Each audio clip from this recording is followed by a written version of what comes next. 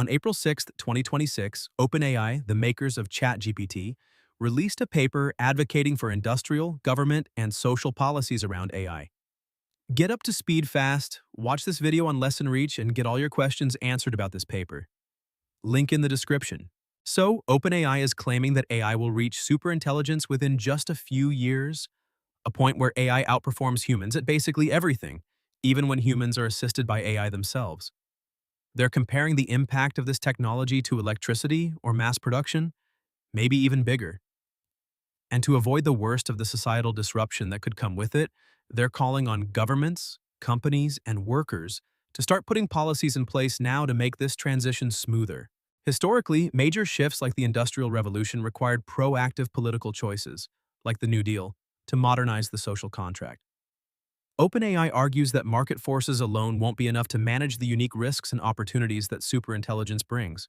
Now, that all sounds reasonable, but we have to remember OpenAI is a for-profit company, so take what they say with a grain of salt. There are no authors listed on the paper, but it echoes a lot of the beliefs Sam Altman, their CEO, has shared before. To stay balanced, I'll assume the authors genuinely care about preparing society for what's coming. But when push comes to shove, they'll act in the best interest of their company. That said, I can forgive OpenAI for leading with the upsides before getting into the problems. Advances in health and new ways of working are real benefits. But more time for community and meaningful activities? That's a stretch. When factories automated, workers didn't suddenly get more free time. They got laid off and had to find other full-time jobs. And we already have the technology for better democratic accountability. What we lack is the willingness to use it. The paper identifies 5 problems or negative externalities that superintelligence could cause: job losses, further concentration of wealth, misuse by bad actors, erosion of the personal income tax base, and data centers competing with communities for resources. For each one, the paper proposes solutions that are possible, but vary a lot in how likely they are to actually be adopted in the US.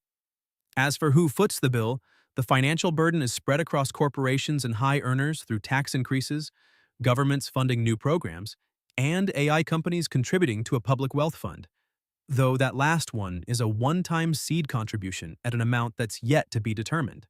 So that's the quick recap. I do appreciate that OpenAI as a company recognizes the downsides of superintelligence and wants to address them through policy. But as I said at the start, they're also obligated to act in their own best interest. In other industries with major negative externalities, like oil and tobacco, governments respond with product-specific taxes and regulations. That raises prices, lowers demand, and cuts into company revenue as shown in the chart above. So a paper that pushes for better social policies, rather than inviting tighter regulation, makes pretty good business sense. To learn more, view this video or the negative externalities video on lessonreach.com and get your questions answered by AI. Links below.